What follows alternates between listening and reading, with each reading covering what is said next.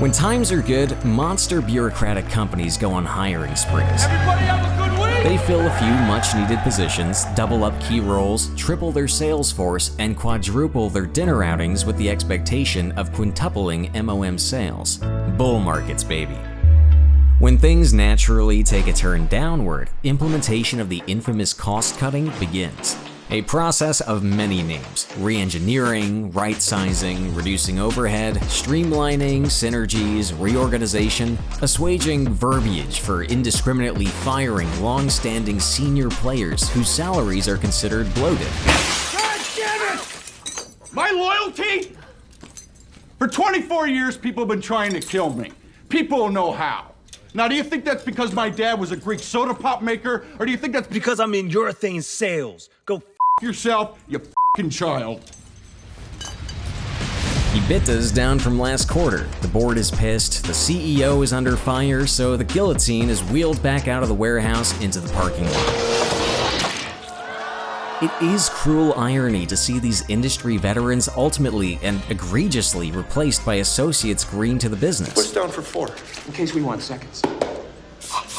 The expectation that they might perform up to par for a quarter of the salary, standing in the shoes of sometimes 30 years worth of knowledge and relationships, is tragicomic. This is what I get in return for 30 years of service for my company, and they send some yo-yo like you in here? The wheel keeps on turning.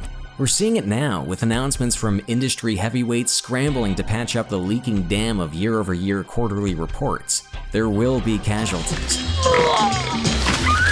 Imagine working 40 years at a single company, retiring with a fat pension or a matched and now robust 401k, with a bi-weekly social security check to accompany your 11 a.m. cocktail in Margaritaville after shooting a 79 this morning from the tips.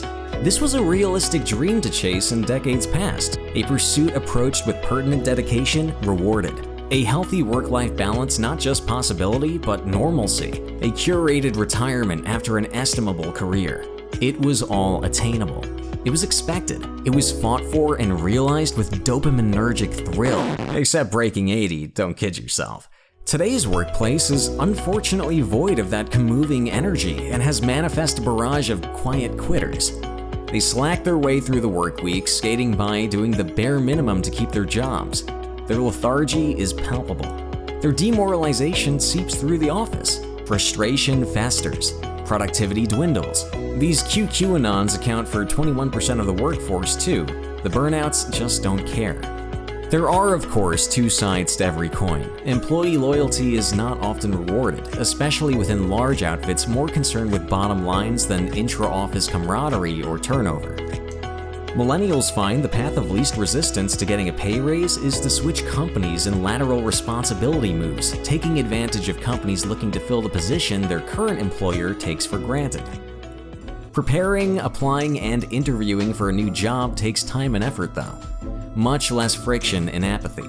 Paid too little to work hard, but just enough not to quit.